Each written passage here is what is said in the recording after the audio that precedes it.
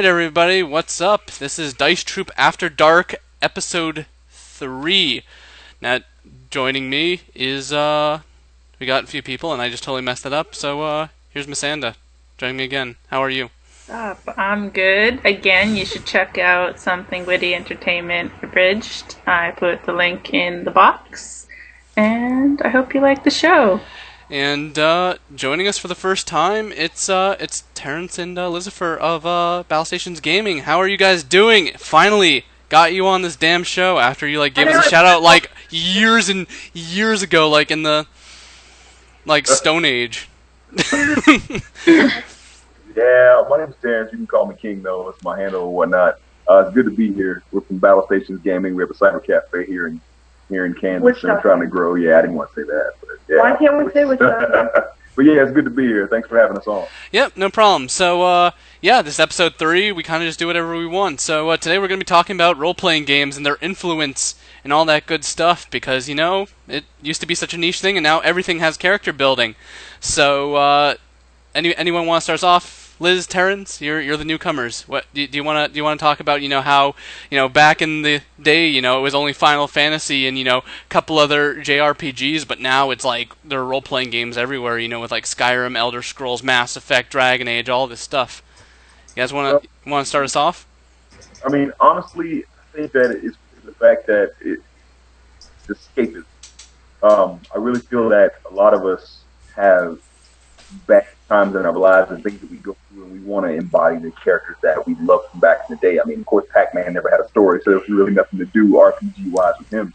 But now you can become a Morrigan or a Grey Warden or whatever you are in any game. And RPG, which breaks down, which is role-playing game. A lot of these games are giving you the choices now because, above all else, I like to say that humans like choices and options. What we're based on. That's why an RPG, nothing against Guild Wars, but an RPG like Guild Wars can't beat an RPG like WoW because you're only given 6 or 7 abilities in Guild Wars, whereas in WoW you're given a billion options. You'll never even use half the things on your board. You could really just spam a couple keys if you really wanted to, but we have the option to do what we choose. Yep, and we'll be getting to and we'll be getting to that later. So, Misanda, would you like to respond to those fighting words? I don't think I should say anything because I took a glyph that just basically makes me sit down and pray on my paladin. It's called Contemplation. I use it in the middle of a Deathwing fight because everyone was using cooldowns and I didn't have any. Yep, because I'm cool. All right. Speaking of actual RPGs, though, I think one of the most iconic ones that really changed it and took from tabletop to the games that are out there, they're the ones that are obviously video games, but they are very much influenced from tabletop, such as Vampire the Masquerade, their video game, Fallout, any of the Oblivion series. So Fallout actually was one of the first ones to really do that. Originally it was supposed to be very much identical and run exactly like tabletop games. The same similar systems, similar rules, random number generators that are in the system that you don't see. But I can't remember what it was called, but there's a very interesting article about it and how it developed to how it is now. But it really did open up for more of the casual gamers to see that tabletop games are not for just the hardcore. Yeah, and it's pretty interesting. I mean, I dare say this as possibly feeling the wrath of the nerds, but I actually think that last edition of Dungeons & Dragons, I mean, obviously the new one is rumored to be right around the corner, but D&D 4th edition actually took influences from World of Warcraft, and it kind of works the other way now, that now you kind of have a rotation in Dungeons & Dragons, compared to when you used to have to kind of think of all these complex stats. Now it's just kind of, it's, I mean, Terrence, you're the bridge builder between the two things. I mean, next to me. I mean, do you have any experience with D&D 4th edition like that?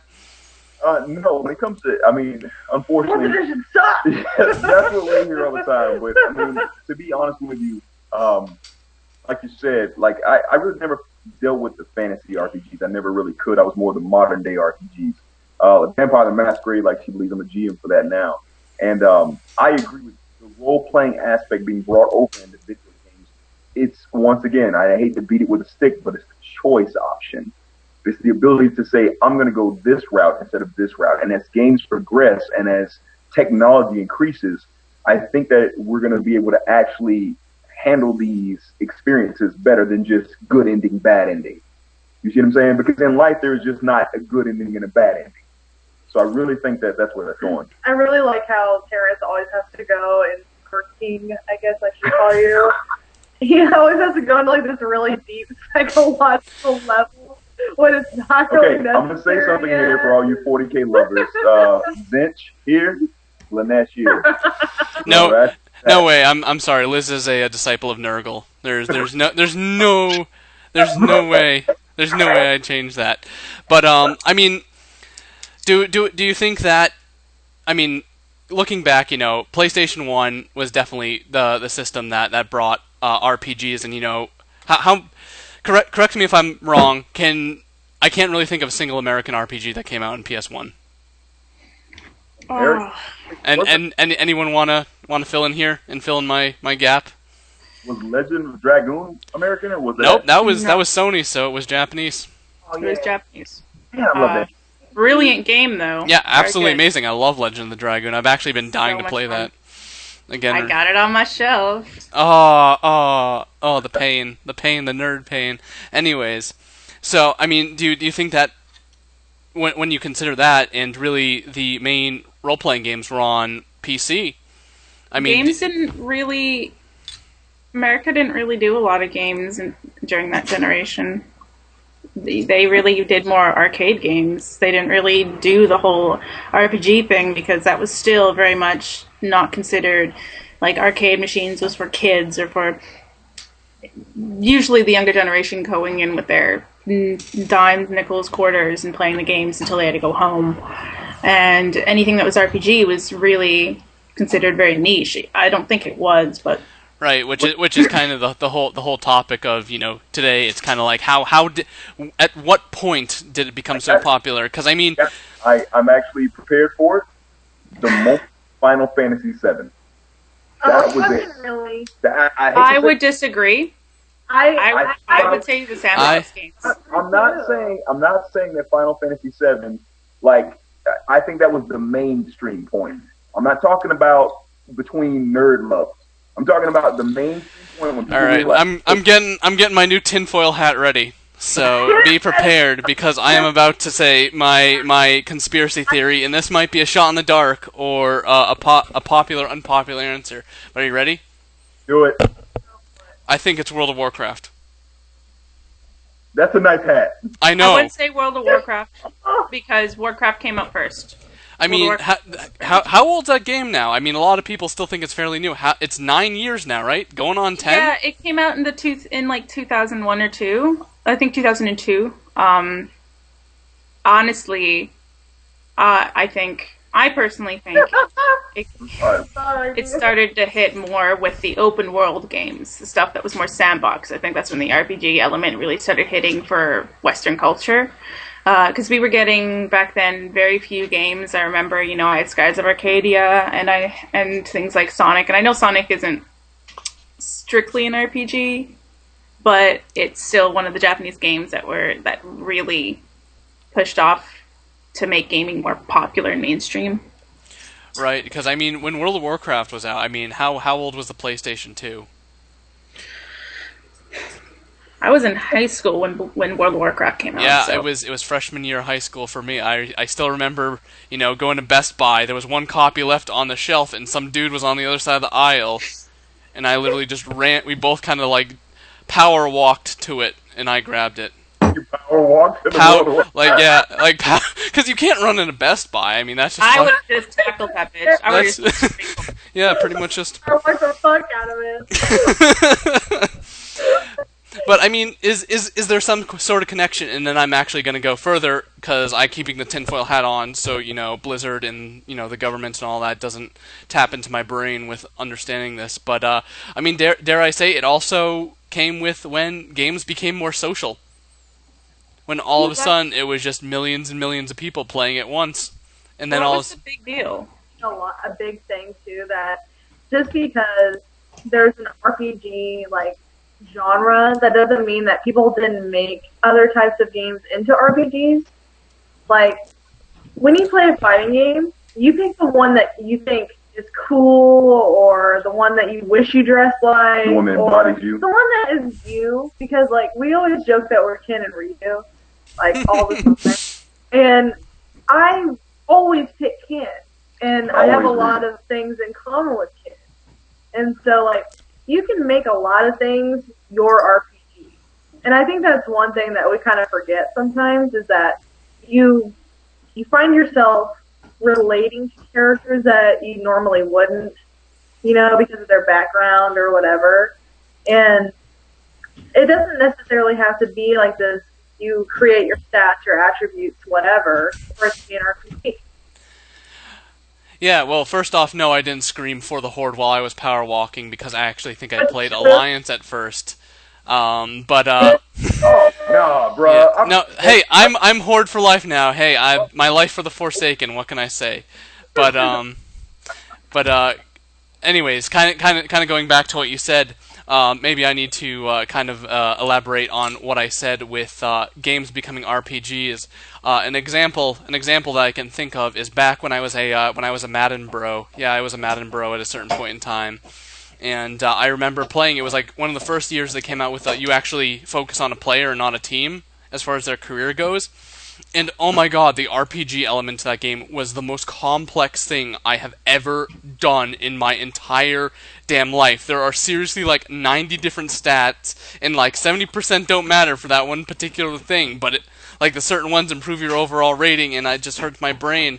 And then you got freaking, Call of Duty even. People are leveling up. People are drinking Mountain Dew to get more XP. I mean, isn't we know, because we sold that special Mountain Dew at our store. We did. And we had an entire case of it, and they drank all of it for Halo 4. Yeah, it was, dude, they like stuffed it up through their pores. It was this one little kid, man, I swear he was like 10 years old. He was like, can I have another one? We're like, no, you're gonna die. Mom will allow you to have like 7 Mountain Dews. But no, honestly, Rob, I think it really does go back to what I said, and everybody can knock me for it, but I'm telling you, Final Fantasy VII started the RPG movement. You wouldn't have seen that in Madden beforehand. All right. You know what I'm saying? Like the leveling up process, the intricate storytelling. I mean, even boxing games. I went and played Final Fight or Final Rap, whatever it was, the latest one, and it was like your boxer got addicted to smoking, and it was like, oh my god, game. That's what I'm saying. Well, like, my character's super fucking addicted. In Vampire the Masquerade, here's me she's addicted to drugs. I'm hella addicted. Yeah. Sorry. You've been quiet. Go ahead. Go, mate. Well, I don't want to say that Final Fantasy didn't have a huge part shaping it. I think they did, but we really are forgetting that America had online games long before WoW, and I know they weren't the greatest, but there was the text-based games, and they're still going strong. And I think that really is what did it for Western cultures, the start of it. And then it evolved to stuff like EverQuest. There's one before, and I can't remember the name. Online. Ultima, thank you. And you know what I honestly think that we need to bring up? All right. Second Life. Go on. Oh my god. We're all just kind of rolled our eyes. Second Life is a big deal to a lot of people. You can make real money, like literally shit tons of money. As where you can actually see your like avatars fuck each other. I mean, like that's like real. Wait, can we say that tonight? I don't know if we can say that. After dark. Yep, you can. There are no rules. We talked about in our first episode. We talked about homeless people trying to cast Spirit Bomb in a park. Rob's been wearing a fucking tinfoil hat. The problem with Second Life is there's too much going on if you're jumping into it. It's just overwhelming, and that's where a lot of RPGs do fall short. Like, there's the Game of Thrones RPG, and literally you start off and you get these lists of things that can be wrong with you, and a list of things that you can be good at, and one of them's literally being a hemophiliac, and you can be afraid of blood. Okay. And it's just too many choices. It really scares off a lot of people. All right, so let me ask, and this is my main argument against Final Fantasy VII being the major thing is, do you think that RPGs would not have grown without the social aspect? Because again, the games I have listed, Call of Duty, Madden, League of Legends, World of Warcraft, just MMOs taking off, Halo, even with just your armor, because I'm pretty sure they give stats now? I haven't played Halo in a while. They don't give stats, they're really just for e-penis and looking cool. Yeah, so, I mean, do you think that... I mean, do you disagree with that? Do you agree with that? I mean, what do you think that it couldn't have grown without the social aspect, or do you think it really, the single-player aspect and just the overall game kind of hammered it into the future? Embodiment of playing a role, the very definition of role-playing game. Me personally, I do play MMOs a lot, but we'll just use Knights or the Old Republic, for instance. How much the Old Republic would have been had it been a single-player game? No, I mean, I know you're a WoW fan, maybe, but I'm saying... Oh, no, I played the Knights of the Old Republic. Same. I still have an account. I played it on launch, the remake. The problem is that they just... BioWare does a good job, but they screwed the pooch on that MMO. It's straight up just something that should have been one player. Yeah, you know, actually what I felt about it, failed as an MMO, fantastic as a co-op game. It would have been a co-op or solo game. It would have been better on a platform. Like, honestly, if the four of us were all like, hey, let's all log in at this time, and we all played together, and we just never not played with each other and no one else, fantastic game. It's a lot of fun. As an MMO, it's pretty crummy. Not a good MMO. Straight up better single or dual player. So when we did enjoy it, we enjoyed it for what BioWare does well, which is the storyline, and we also enjoyed it for the role we played. Like, I was a Sith Inquisitor. I was Darth Nox. Yeah, man, me too. Yeah, telekinetic high five again. Yeah. Wait, hang on. Let me get to main camera. Okay. All right, you gotta do that. Okay, we ready? Okay, Yep. 3, 2, 1, let's do it, Maven. But that's the point of it is, it's the actual role-playing experience, and I think that the reason I keep saying Final Fantasy VII, I understand that we had more, but it was the first one that reached so many people. I mean, right now when you go to a convention, how tired of you are you actually of seeing Final Fantasy VII? It's everywhere. You can't get rid of it, no matter. And it's like a really. I don't know. We have the guy that goes as like 6-bit, like literally cubed up and stuff that makes him look like from the actual game. So I think that's pretty awesome. That's a real Final Fantasy fan, but for the math. But no, I mean, like I will never forget my very first cosplay was Vincent Valentine, and I rocked the fuck out of it. I don't give a shit what anybody says. Unfortunately, there are not many black characters that exist in the world. You could see. So my next cosplay is going to be as an Inquisitor. Done. Yes. Be whoever the fuck you want to be, man. The Eisenhorn. See, that's how I feel about cosplay too. Is like just because you have a certain like skin tone or whatever, you should be able to do whatever character you want. Do you know who one of the best Sailor Moon cosplays? Well, she did Sailor Venus's. She's a black girl, and she does it the best. She's got the best legs for it. She does the costume beautiful. Pictures of her before, like on Flickr. It's just freaking gorgeous. I don't care how you look. I say have fun with it and rock it. All right, so yep, getting back on track, guys. Talking about black cosplays. Anyways, getting back on track with I agree with you, Bretlowski. So, no one suspects the Imperial Inquisition, well, yes? I'm going to flip over and, pop up and do say, for the Final Fantasy VII side, that the whole point of role-playing is to be the hero. No one just generally sits there to roleplay to be, like, that mediocre person that just sits there and, like, does a shitty job. You do it to do something different, to be the hero, to be the whatever have you. Even. And if that stuff wasn't there, if you couldn't do somebody else's story, do somebody else's hero, go on this crazy adventure, at the end of it, you're like, oh my god, I want to play that again, or I want to do it again. Like, I feel like a bit of my life is gone. Like, I've lost something. MMOs wouldn't be as exciting to go, hey, I want to make my own person now. All right, so let's play an interesting game here. I'm gonna count to 3, and at 3 we're all gonna shout the RPG that stuck with us the most. Not necessarily the oldest, not necessarily I need a moment. Okay. I'm Okay, ready. all right. You know what? I'll entertain with my new tinfoil hat. So Yeah, so you got 10 seconds. I got it. You got 10. All right. Let me know when you got it. Liz, you're the only one left. Yeah, I've got one. All right, you got it. All There we right. go. So I'm gonna count to 3, and we're gonna say the most influential role-playing game we've ever played. 1, 2, 3. Morrowind. Knights of the Old Republic. Wow. So we all said something. We all said something different now. I actually want to point to Misanda because you said Pokemon. Fuck yeah. Yeah. No, tell us about it.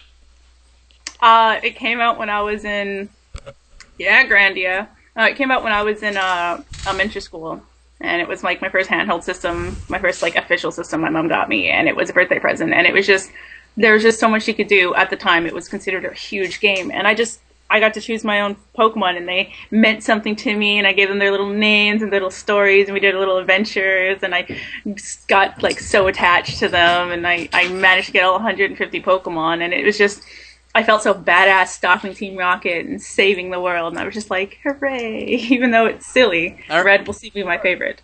All right, so who wants to go first in the duo? I actually said Yakuza game because they incorporate action, adventure, and art. And to be able to balance all of that, I feel like Sega has done an amazing job with it because you can choose your fighting style, the way that you control each character, if you want to be defensive, offensive, whatever. And I feel like it was a really pioneering series that doesn't get nearly enough credit. All right, so Terrence.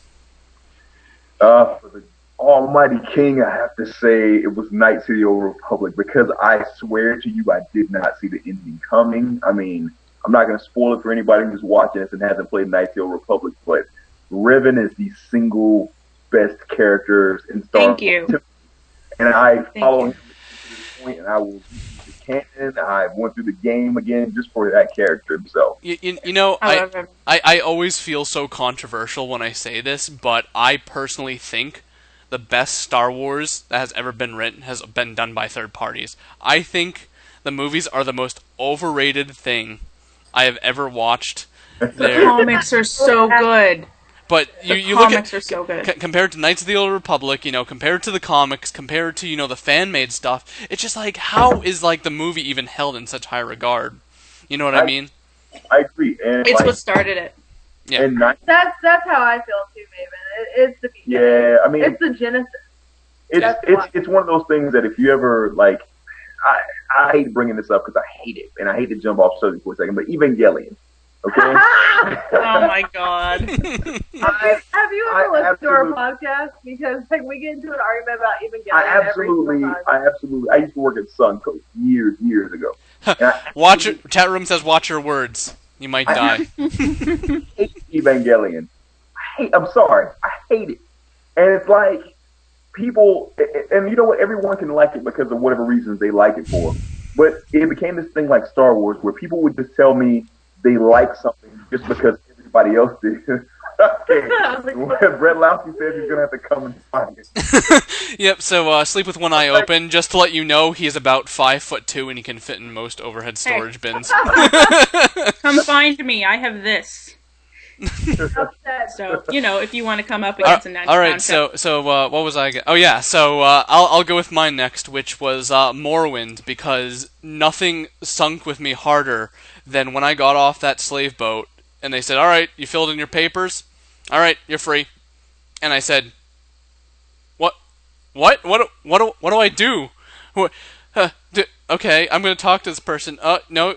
Okay, I'm going to go to the store. No, there's no storyline here. Oh man, I'm so uncomfortable." And then I remember literally walking into the marshes or whatever, because Morrowind's just basically a giant swamp, and I just hear a scream, and I just see this high elf fall to his death. He just like literally hits the ground, breaks his legs, and die. And I'm just like, what is this game? And I remember just kind of being like, maybe I'm glitched. So I made a new character, and I was like, whoa, this is actually how the game is. Like literally, I'm just a dude in a world. And this probably was actually maybe it was a bit before I started Dungeons and Dragons, and I'm just like, this is ridiculous. ridiculous. This is literally the coolest fucking thing I have ever done in my life. So, I mean, it's interesting. That it's the reason why I said let's all say it is because we all gave a kind of a very different answer. Right. Into how it's such, and even back then we picked games from our childhoods, right? I mean, I don't know how old Yakuza is. Pretty fun. It's a pretty old game, but again, was it? Oh God, what's going on? That would be. I have a kitten, and it's not my kitten. It's the dog's kitten. They love each other, and the kitten ran off, so he went to go herd her. That's pretty awesome. But I mean, so then let's go back to the original topic. I mean, has just role playing always been there, and just I mean, still, what's the big argument? What really switched it over to to an extent, all these games have it. I mean, even I was talking with one of my coworkers at my paying job about Grand Theft Auto San Andreas, and the fact that you actually had to eat. Like, I was being chased by the cops, and the guy's like, dude, I'm gonna die because I haven't eaten in like 2 days. And I'm like, oh man. That's... Go stop. What a good game. Here's the thing. First mission, steal a bike. Next, you go to a fried chicken restaurant. Oh my god. Just like, wait, I have to eat? I mean, just where did it start when, one of the biggest releases, Grand Theft Auto, is like, you know what? You need to play this role. You need to eat or your character dies. If you eat too much, you're obese and your stats lower.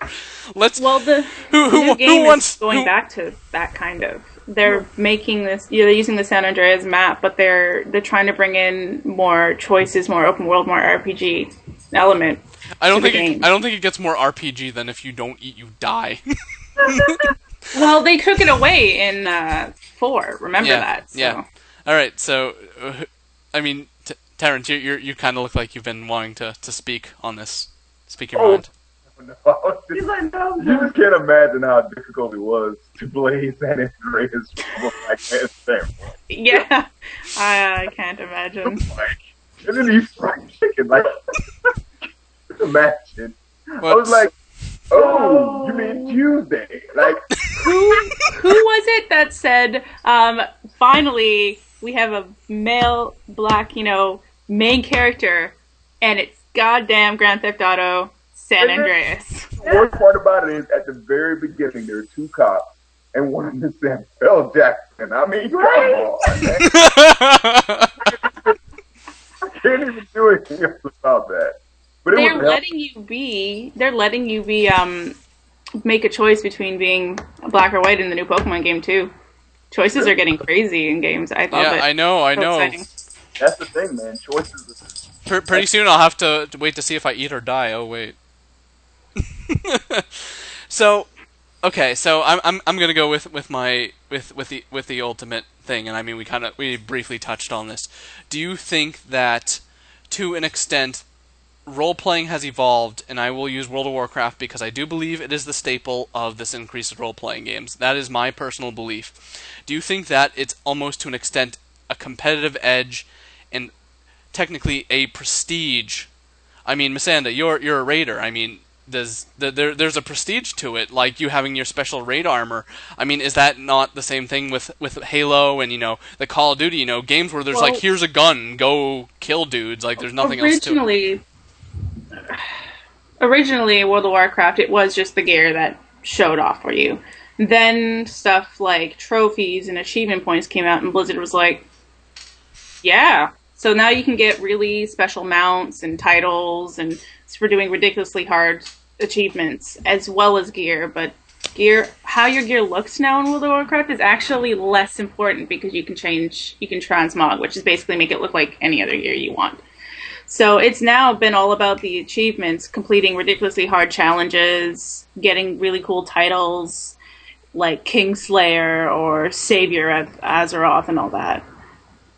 To try and, keep, I guess, how cool you are. And World of Warcraft is a really, really well-known one because I can say anywhere, oh, I play WoW, and people will know what that is. No one ever goes, what is that? Mm-hmm. I'll never forget when I used to play Final Fantasy 11 a lot. Oh my god, yes! Yeah. Oh, 11. And I mean, I have Shittiest a game lazy ever made. computer, and I had the volume completely up, so whenever a monster appeared, I'd wake up. I mean, I was bad, and I had a Taru. Yes! Yes! Yeah, because I was a red mage. I had to be Oh, a Taru. fuck you. I was a white mage, and like as soon as like you hit like 40 or something like that, they're like, yeah, white mages are out of the job. It's all about red mages now because it's support magic. Refresh, bitch. And I'm just like, suck a dick, red mages. But okay, go ahead. I was a red mage. Proceed with this intelligent, delightful conversation. I know, right? It's like a friendly rivalry about it. But I had a Taru, and so that you couldn't see my gear compared to like an Elven or like whatever. And I was like pissed off because I was like, I earned this, and I want people to see it, but nobody could see it because of my build. And it really fucked with me. Like, I think that the competitive edge makes you want to be better, like, so much and to show off. It's like peacocking, I think it's such a basic human thing. And we want to say that we don't do it, but we fucking do. It's the reason, even though it's not an RPG, it's the reason why in the game League of Legends people buy. Yep, I was just going to use that as my next example, and I was going to use another example. Lately, some friends and I, we've been really, really into Mass Effect 3 multiplayer, and it's just like it's kind of crazy because I don't know if you guys know how it works, but essentially, you start off with you get all the classes, but you can only be human, but you unlock other races by getting credits to buy booster packs. You don't even buy the characters, you buy the booster packs. And I'm already telling you, I've already dropped at least like $40 on that, trying to get the damn engine, like the Geth Infiltrator, and I'm just like, oh my god. I mean, and honestly, you use League of Legends, which is, what was it, a couple of years at the GDC, they said, if you want a successful game, you gotta make it like League of Legends. And do you think that, games like role-playing games and, where you make your characters, you build your characters, you have this armor, there's this prestige. I mean, you guys run the gaming store. Do you think that this is gonna be the future? Here's the deal about that, and I really hate it. I don't want to go too far. I don't want Lizifer here to be able to say what she's got to say. But the thing is that I do not like premium content. I understand that games have to go that way sometimes. There was even talk of WoW talking about it here and there. But if you can balance it out correctly, then that's fine. But I don't want someone over here who can drop $1,000 because mommy's got $1,000 for him, and then me over here grind it out. I mean, that's just not fair. Yeah, did you hear about the breaking news on EVE Online? Because you know how they have the in-game currency, the $8,500 ship got destroyed. The ship was destroyed in game. It was worth $8,500, and it blew up in a battle. Oh my god! No, in minutes. Remember, in minutes. Like that. That's the problem. Absolutely. And there was something about pay to win. And that reminds me of DC Universe Online. I'm getting my tinfoil. Oh my ready. god, that game. Worst MMO ever. I'm just going to say that now. Or at least the ones that I've played. Right. And got kicked off of that one. But that's okay. It was amazing because I actually bought it when it first came out. And so I was like, oh god, what was it called? Like, after it went free to play, like, you were a certain title of member or something. All that Something crap. stupid. It was something ridiculous. Yeah. And it was like, I got a whole bunch of perks that nobody else ever got. And I was like, well, that's kind of crappy, because just because I bought it when it first came out, that means that I get an advantage over them? Like, that's, to me, that is... Most online games are doing that now, though, because they can't keep a base. Like Rift. That's the problem. Rift went free to play. All right, so Yeah. I want to cause the ultimate shit stinker, and this has been bothering me all week. So I'm putting on the helmet. So 40K Eternal Crusade has just been announced. Terrence, have you heard about this? Anyways, all right, he's getting ready. He's getting ready. Fair for this. So it's a free to play MMO. If it's free, you play as orcs. Yep. So what they're doing with this game is it's true to fluff. So what you can also do is you can subscribe and you can unlock Space Marines. However, because it is true to fluff, Space Marines will always kill orcs in a one-on-one fight. There is never a chance for orcs. So what they are hoping with this model is that there are going to be enough people playing orcs and free-to-play model that will balance Space Marines. However, if you're soloing and there's a Space Marine, he will immediately kill you. He will immediately kill you, and you have no hope. It's a pay to win. It's a pay to win. That's bullshit. Even though I particularly, care about the 40K universe, it's still kind of shitty. But I mean, I think they should offer at least other options, not just orcs. Even if you do the whole, massive swarm thing, it's still not fair. Regardless of how much I like the IP, you know what I mean? It's still kind of BS. I think the rumor has it that they're also going to make things like Tyranids and Imperial Guardsmen as free to play as well. But anyways, I'm sorry. Proceed. All AI. Oh, they're all AI. Tyranid are completely AI and NPCs. That is bullshit. I want to kill something and plant my seed in some dude's chest. That's my dream. That's what I dream of at night. Be right back, guys. But seriously, that's. I mean, I'm gonna tell you what I'm really looking forward to, and this goes into the RPG that you were talking about. That I'm hoping it doesn't do the freemium model is World of Darkness. Vampire the Masquerade is actually doing an MMO. Is that still a thing? Because yes, it is. Because isn't the people who make it, aren't they actually discontinuing World of Darkness? No. CCP now owns White Wolf completely. CCP, which is the Eve guys. So there will be permadeath. There will be the entire city will be run by an actual prince, his actual primogen. You know what I mean? Like I heard about that. Yeah, it's supposed to be more like a LARP, from what I understand, than an MMO. I mean, you even have to be careful. And years later, they're going to deal with bringing in the werewolves, and years later, they're going to try to bring in the mages. And so, for me, you know what I mean? I always wanted to be an information broker. So, choice, role playing, theme park, coffee shop, all of it. And I'm really looking forward to that, and no freemium model. I'm really. What about the? Oh, sorry. Go ahead, go ahead. What about the Oblivion MMO that's coming out, guys? Oh, I'm gonna bite my thumb. I don't know about it. It feels a little for it. I think Skyrim gave them so much hope, smoke up their ass that they feel that they're untouchable right now. And don't get me wrong, if there's one thing that freaking Blizzard and Bethesda can do, it's freaking cutscenes. But you gotta show me a little more than an awesome cutscene. You know what I think is the best cutscene? Oh.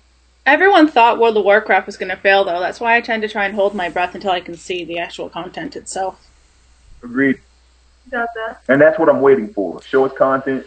Show us. Because again, I said Morrowind as my choice for first role playing game, and when I saw the cinematic trailer, it was just everything that the Elder Scrolls is not. They got this huge battle where there's just these guys being told badass. No, Elder Scrolls is about exploration and understanding a world, not just kicking down the door and chopping up dudes. Yes, I still did that. You can do it, but that's not the game I fell in love with. But I do. You die, you human, and your children. I want to out for my thing. Quests bugged out in those games so bad, I would just lose it and I would just start killing people. All right. So, and anything else? We're coming up to 40 minutes here. Does anyone else have anything they want to say? Hi, Mom, or anything? or actually talk about the topic. I want to say hi to my mother, but she doesn't watch. Look, I just want to say thanks for having us on. Yeah, I really appreciate it. This was a lot of fun. I hope you guys enjoyed our conversation, and we'd love to do some more with you guys. Yeah. Well, what are you guys up to? When's the next podcast? I know you usually submit it to our blog. I do. I'm really not sure when the next podcast is going to be because we're trying to get everybody on sync and all that, but it's going to be very, very soon. We're going to talk about all the things with E3. I know I'm going to geek out about Metal Gear Solid 5 because I'm blowing everyone up about it. I'm like, so I've been thinking, do you think that moment in the trailer meant, I've been way too insane. She is hardcore about that, and she will fight you for it. You know what? I think it looked shitty. No, I'm just starting shit. I actually don't think that. I thought I had to see for a second. No, we're gonna be talking about the latest. Like, I want to talk about the free anime. The swimming anime. Oh my god, how that got created was literally a bunch of girls on Tumblr getting excited over a commercial.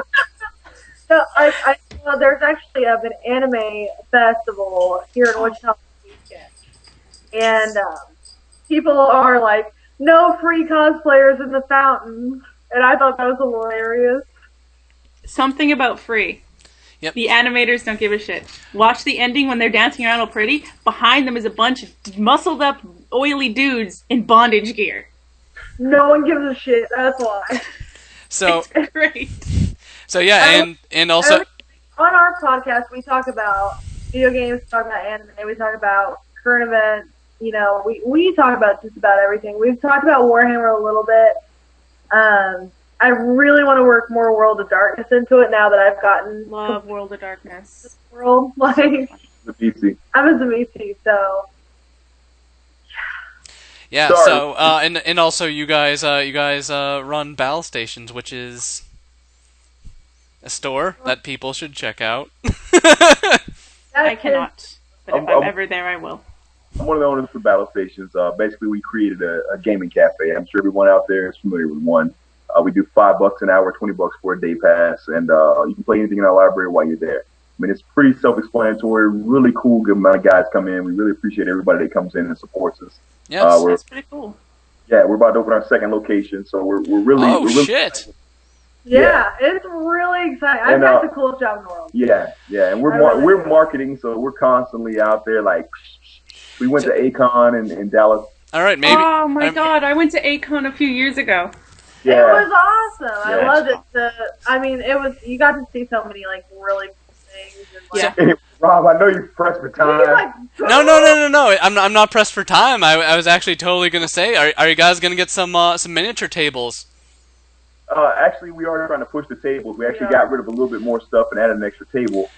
You know how much I love my 40K. Now, the funny part is that I wasn't able to get people to play 40K. Oh man, you want to see my current project? Yes. I've been working on my own craft world, and I just finished my my Warlock Council, and I finally have my dream of making my purple army. I'm excited. Purple's my favorite color. Yeah, I have this to put it politely. I have a raging Eldar boner recently, and yeah, it's fine. Wow. oh god. All right, so while he's getting that, Misanda, what are you up to? All right, so I'm Misanda. I raid on Dawnbringer under the same name. I also am a part of an entertainment group called Something Witty Entertainment. We are on YouTube under Something Witty, SWE Abridged. We do the Sword Art Online Abridged series, which has featured people such as Takahata 101 from Team 4-Star. We've done panels with Little Karibo, and we are in the process of working on a mini web series as well that involves video games. So That's very cool. That's awesome. Hey, Rob, check out mine. Yeah, hang on. Oh man, your camera isn't the greatest quality. What is it? I can't. I'm sorry, it was a great night. Oh, fuck Grey Knights, man. Fuck that. Sorry. It sounds awesome. I'd like to hear some of your stuff. I'm gonna check out your site and put down at the bottom there. Yeah, definitely. So yeah, get some gaming tables. Who knows? Maybe in the future we can do a live episode of Dice Troop, and we can get a battle report going or something, and my Eldar will crush your shitty Grey Knights. I know nobody ever says, you know what, I'm going to Kansas this weekend. I know nobody ever says that, but I really hope that you guys do at some point. It'll be the best Kansas trip you ever had. We would take so good care of you, man. You know what? Maybe. I'll consider it. Maybe. Thanks, guys. Yep. Yeah. So, Bye. yeah. Oh, actually, I gotta say my Dice Troop thing, guys. Hold on. It's only me. But, so yeah, Dice Troop is a non-profit organization. We do all these shows for free, but if you would like to, you can go onto the Tumblr page, and there is a donate button. We are working on a website, which will constantly have our shows streaming. And also, we got a few shows coming up. We got The Hammer coming up on Saturday. We got Table Talks on Monday, and we have Lore Keepers. And earlier today, we had what was it? It was Gods on Forgotten Realms. So check that out. If always, we got a YouTube channel. And yeah, okay, I'm good. I'm good. Anyone else want to say something? Um, Anyone else? Take Good. it, Good. guys. now, Yep. pretty Good. Good health. Good comfort, and stay classy. Stay classy, internet. My boy. Bye. All right. Bye, guys.